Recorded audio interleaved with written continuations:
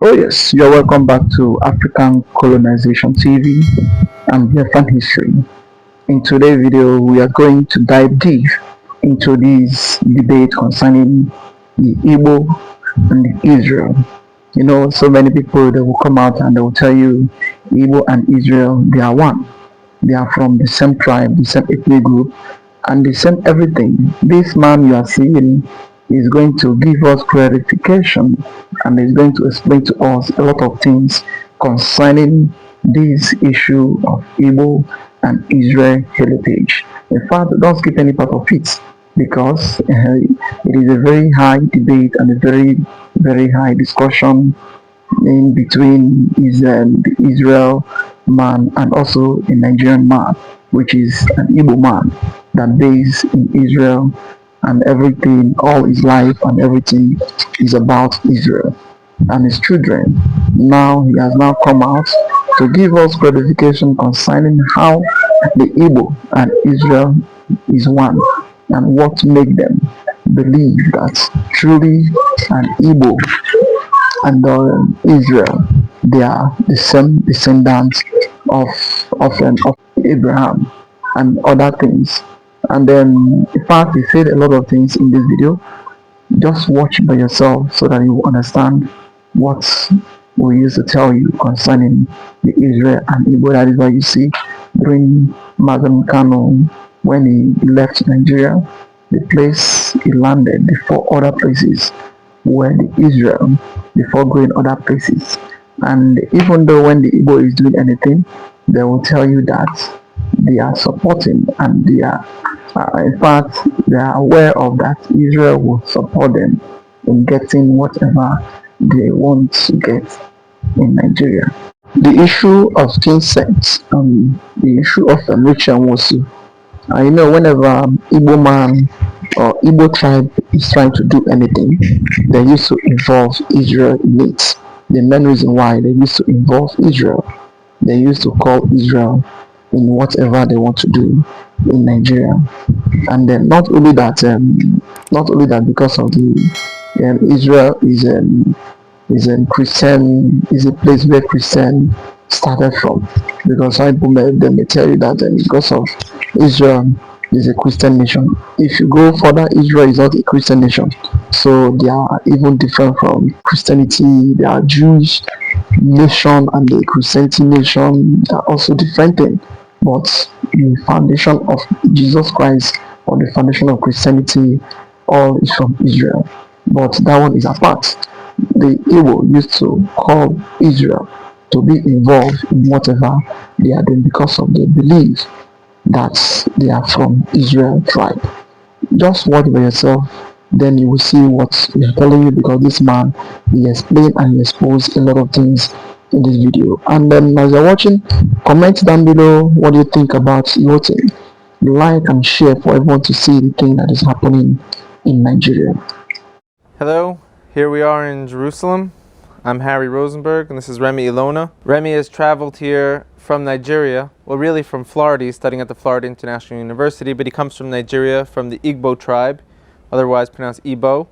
And Remy's a scholar, was a lawyer in Nigeria, and dropped what he was doing to research the legend or the tradition in his tribe that they actually come from the, I wouldn't use the word the lost tribes of Israel, but I will, the lost tribes of Israel, from the scattered Israelites from 2,000 plus years ago.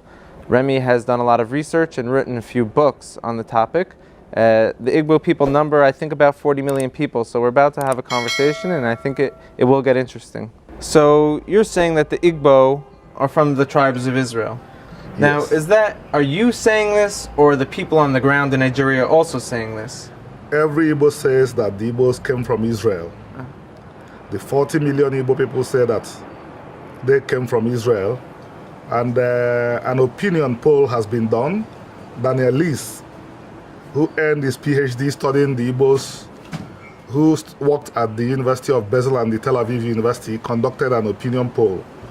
He interviewed 500 Igbos, some in Nigeria, some in Europe, some in America, some in Israel, and 497 say that they believe that Igbos came from Israel, and one said that he has had it, but that he doesn't believe.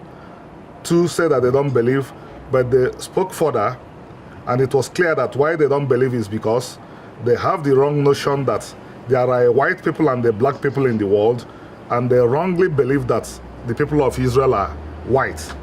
They didn't know about the existence of the Ethiopian Jews, and they also did not take cognizance of the fact that a lot of Igbos could comfortably fall into the category of white people from their complexions. I understand. So time out. This is pretty fascinating. You're saying that there's 40 million people in Nigeria who have an identity that they come from the house of Israel, from the people of Israel. Yeah, who also have oral traditions to back it up, and whose lived experiences are unquestionably Jewish. Okay, that's great. We'll talk about those customs in a little bit. I'd like to just touch on what you said before about the concept of black and white. Now, you are darker skin complexion, I'm a whiter skin complexion. How is it possible we come from the same people? You have siblings and I have siblings. And if we take a very, very closer look at the complexions, your sibling doesn't have your complexion, my siblings don't have my complexion. Move these individuals to different parts of the world. Move one to West Africa, where the equator, which is very, very close to the equator. Move the other one to Siberia, especially during the times when the environment was not, when we didn't have the resources to control the environment. Let the individuals depend on nature, whatever they could find. You will see over time the features will start to change. The ones in West Africa will begin to get darker because they won't have air conditioners. They would simply operate in the sun, rely on whatever they could lay hands on. But the ones in the north, with time, the nostrils will start to close, because if they keep on gulping in the very cold air, with time they will freeze to death. So they will start adjust, and over time, the adjustment will enter into the blood. The children will begin to take on the features too, that came about as a result of adjustment. We have seen these things happening. When we are younger, we were of course very, very light in complexion. If you take a look here, this part doesn't get exposed to the sun like this part. You see that this place is lighter. Likewise, if you take a picture, if you take a look at my children, they are much more lighter than I am now, but when I was their age, I was lighter than they are now. I understand your answer. That's certainly how we can understand how humans around the globe have taken on different features. Let's say for the past 2,000 years, though, specifically when we're scattering, from my perspective, I don't find it to be a big deal that you have an ancient family of maybe hundreds of thousands of people scattering to four corners of the earth. And as we know about European Jews as well, they took on women from Europe to marry into the tribes. Genetic mixing was almost inevitable with the scattering of the house of Israel. So 2,000 something years later, we shouldn't be surprised that the descendants or the children of these people, which specifically we know the people of Israel weren't pure blood Israelite only, they allowed converts at the time as well. We just don't know who was marrying who at the time of the temples of King Solomon and the second temple, now that they scattered. So for you and I, we don't make that an issue, do we? It's not very, very important, because what unites us, even from the Torah itself, is the culture. Right. It's culture that makes Israel distinct, not biology. So in a world today of racial tension, so to say, where people are divided by color, that simply doesn't exist between us. It doesn't, because right from day one, Israel was never one color. Esau and Jacob were twins, but they had different colors.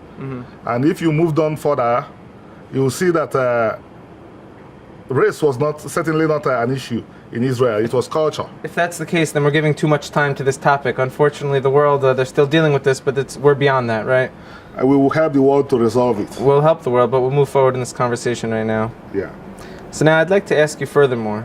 You've said that it's not a simple idea that was planted in your mind that you're from the people of Israel. You have oral tradition, and your entire culture reflects Israelite culture, so to say. Yeah. Maybe you want to give an example or one or two. Let me ask you a question first of all before you do. A simple thing, do you circumcise on the 8th day? Every Igbo is circumcised on the 8th day, and the Igbo people have been circumcising their males on the 8th day since immemorial times. Yeah. Fascinating.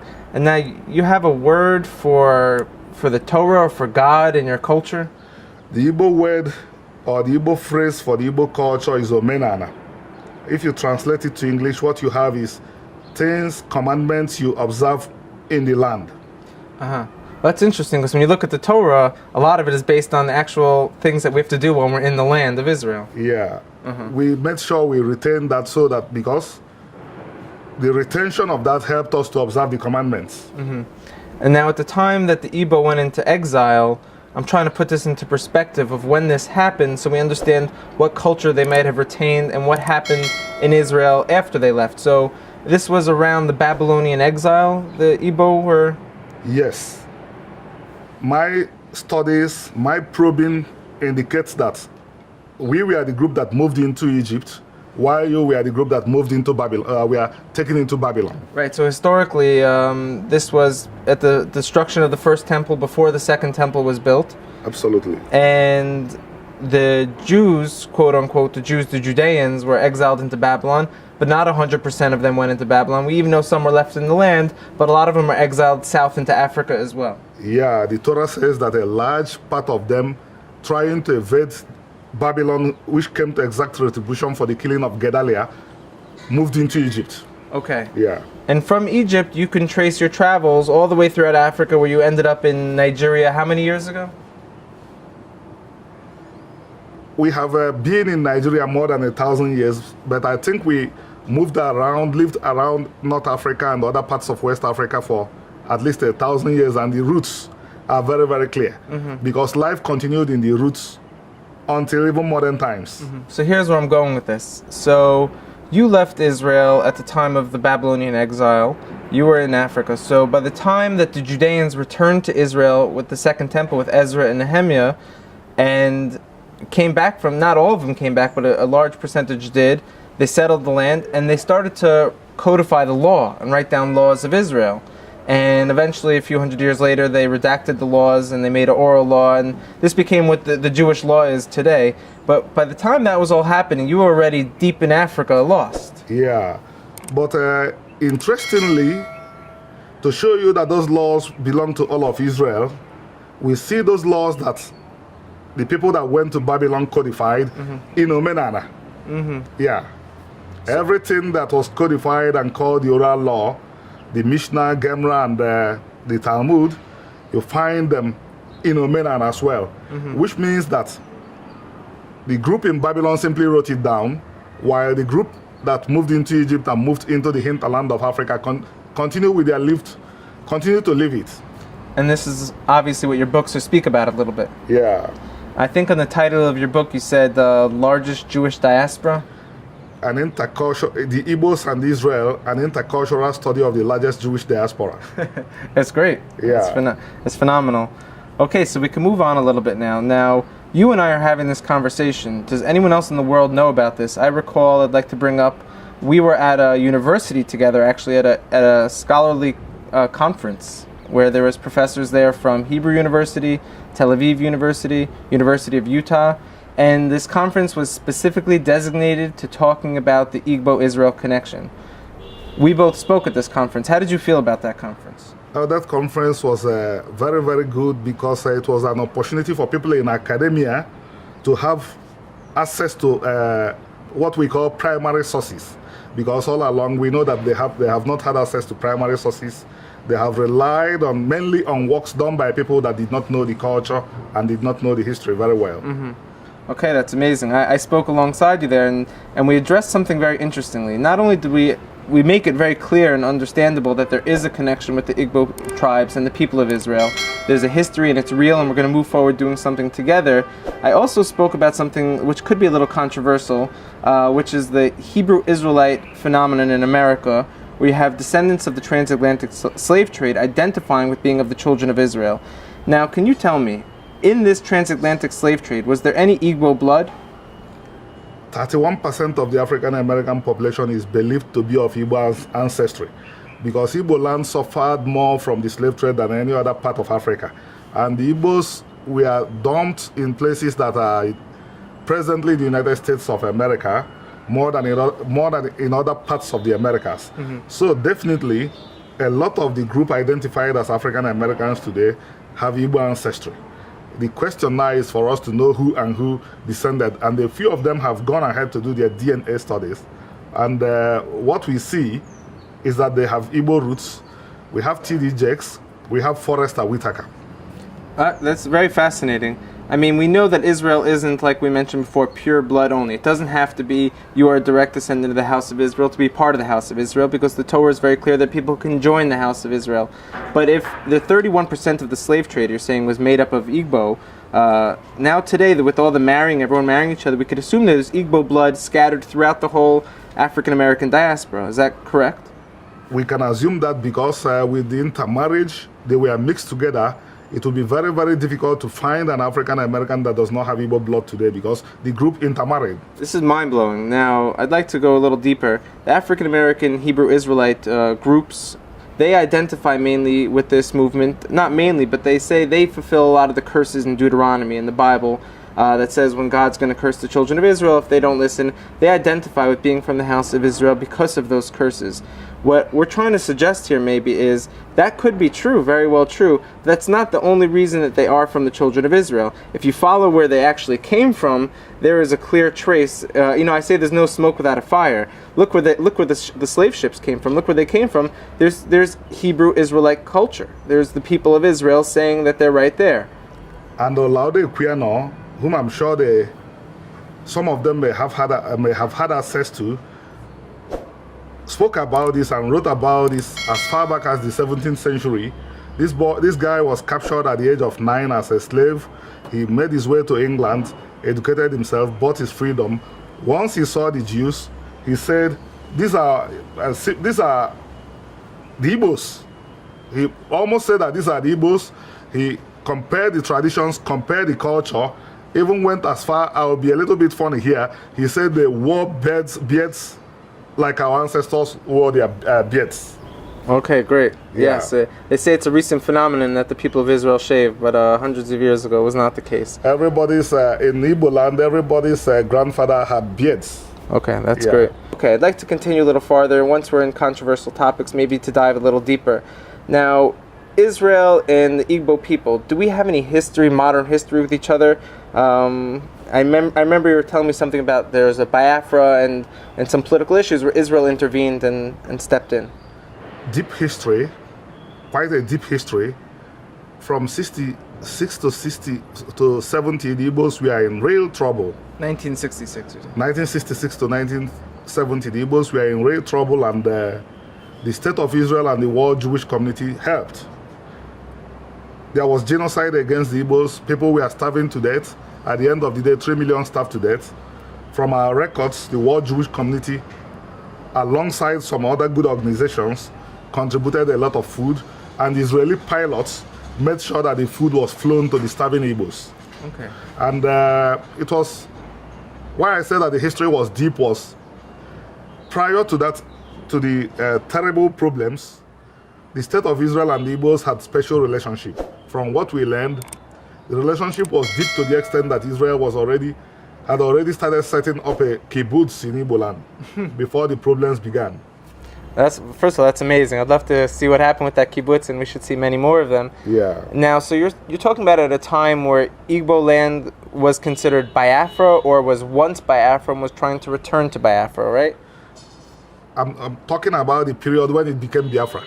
Biafra was the name it took up to defend itself against the attacks. So let's say it was originally called Igbo land. It was, yeah, that's the name it would be called. And then you're saying the British came in and they drew some new lines and said, now it's called Nigeria, and we're taking Igbo land and combining it with your neighboring tribes into one nation. Yes. Was that a good move? Did that work out? It created problems, just like it created problems wherever similar things were done in Iraq. How about here in Israel? Same thing. The British came and started drawing lines all over in Afghanistan, where you have the Pashtuns who say they're from the tribes of Israel as well. Rwanda, wherever you brought peoples together when they didn't necessarily want to be together, it was a time bomb. So let's go back to this. This created issues for the Igbo people. They were being ruled over by people who weren't from their tribe, who didn't understand, and it wasn't smooth, right? Yeah, and laws that don't necessarily fit the Igbos are being imposed on the Igbos. For example, our land tenure system is exactly the land tenure system in the Torah. The land belongs to God. And Igbo traditionally does not have the right to sell the land. Yeah, if he wants to alienate, if he lacks money and wants to alienate land, he calls a family member to loan him some money. But since we are put into a system that is traditionally not ours, what happens now is that every land belongs to the governor.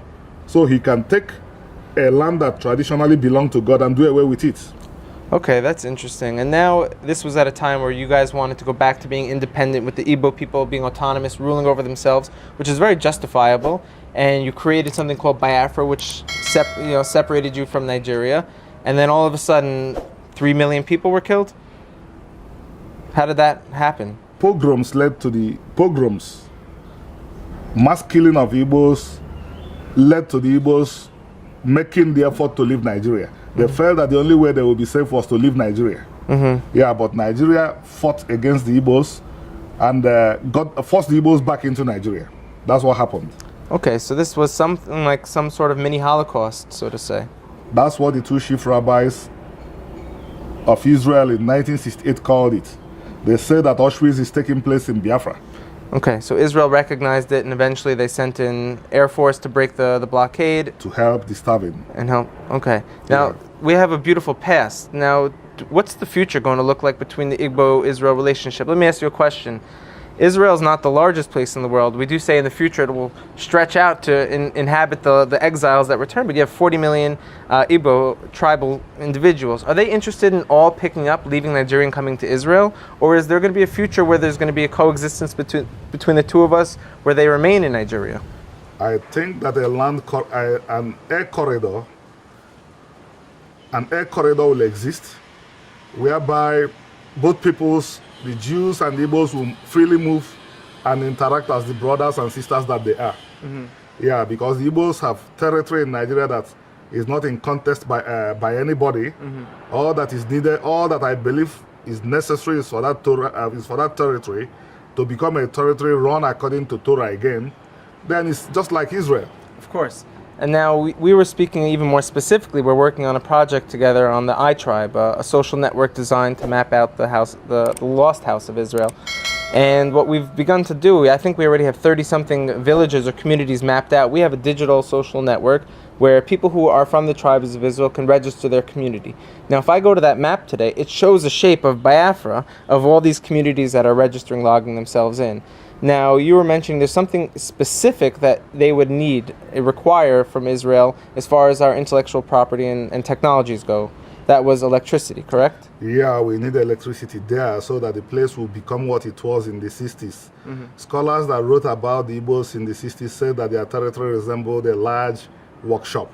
Okay. With electricity, everybody will start to work again. So now that we have this connection, is the first thing we're going to do, which is a rhetorical question, are we going to go now to Igbo land, me as a Jew, and say, well, everyone here, let me see how Jewish or not Jewish you are, maybe make you convert, not convert, give you these laws, etc. We're not really going to go in that direction, because that's not the immediate thing that we need to do. Let's say you have an ancient family member that gets lost and you find out where they are, they're okay, and you can send them a message. The first thing you send is not how many times a day are you praying. You say, are you okay? What do you have? What do you need, right? Yeah. So that's the first thing. So the first thing we're going to do is much more humanitarian, family oriented union, as opposed to a religious unification. That is a de facto byproduct that may happen in the great future ahead when we have world peace. We could sit down over a cup of tea and really talk about God and where I may have strayed, my family, over the exiles, where maybe your family has strayed over the exiles and picked up foreign customs. That's what I call a luxury conversation. But right now you're saying you have 40 million people who need infrastructure and resources, who would like to build up their country, create an identity of Torah on the ground, and do this all hand in hand with Israel in a partnership, correct? Yeah. And there is what you described is already in our traditions. When Jacob and the brothers reunited in Egypt, the talk wasn't necessarily about you sold me into slavery, they embraced each other and wept on each other's neck. So the way you described it is the best way it should be done. Get the people rehabilitated first, give them electricity, give them a sense of oneness, embrace them as brothers, and let us approach reconnecting back to our God fully, gradually. Well, between me and you, this is exactly what the biblical prophecy said will happen. When we speak about the borders of Israel spreading, this is not a military conquest where Israel is going to start taking tanks into other people's lands and conquering them. This is going to be nations around the world who are going to start to say, hey, we are a part of this movement, we are a part of this narrative, and we are now going to rejoin it without any middlemen. There's no one that could stop me and you from being friends. Or brothers. Yes, Yeah. Even more so, you're right. Yeah. Yeah, of course, there won't be any interference because Hashem owns the world and he wants his children to come back together, because if his children come back together, the rest of humanity will emulate us and come back together.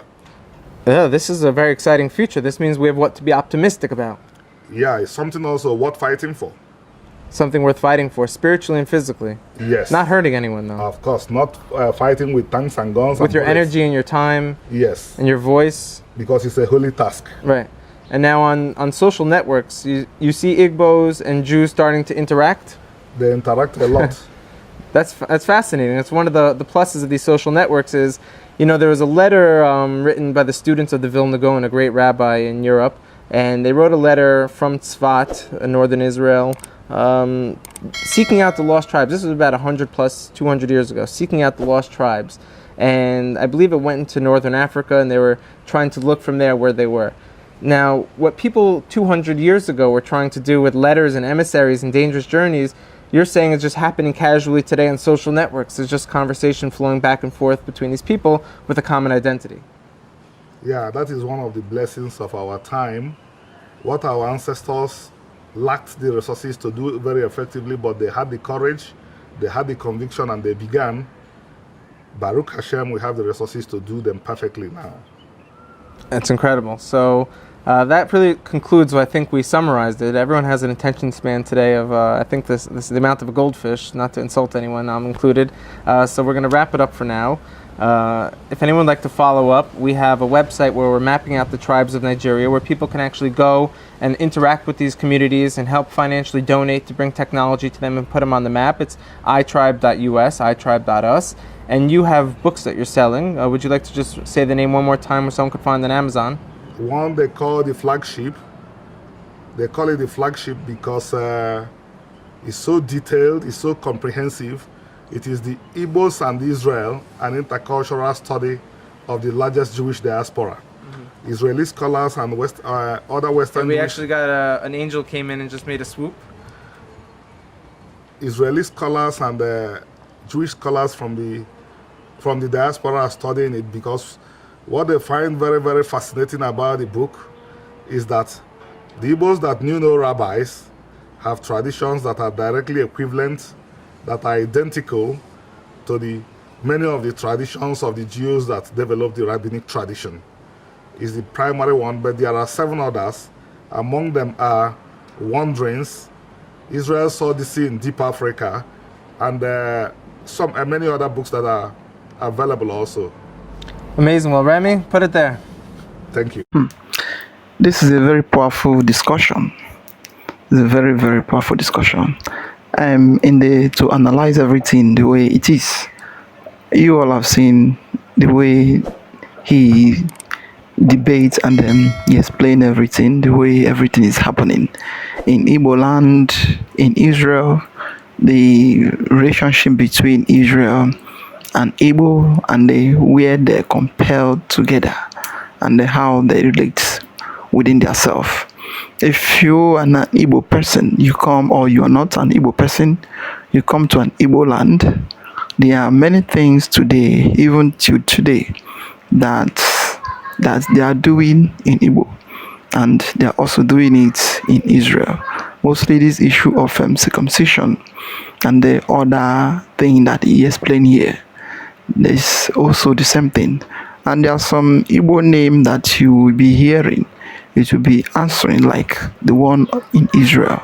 So there are so many things to say, but as you can see, according to the scientific research, that they are still debating on it. They are still saying that they have not seen the scientific proof truly that Igbo is from Israel, but they are still doing some research about it.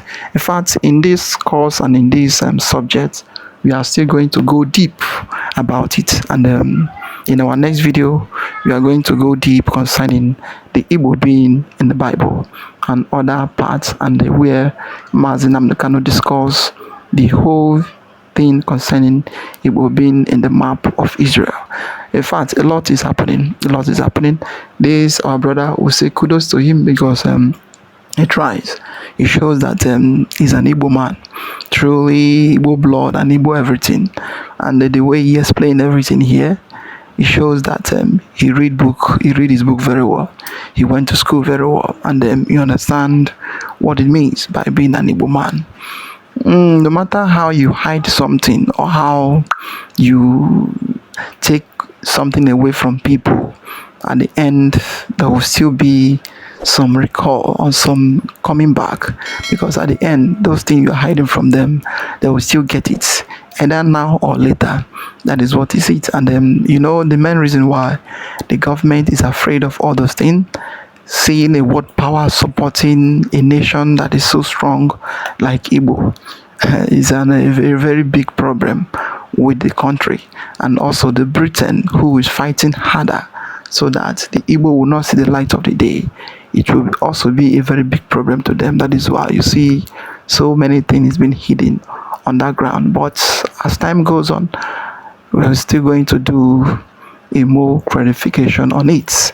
And then so many people, they are still coming up to show their evidence, their proof concerning what is going on between the Igbo nation and the Israel nation also.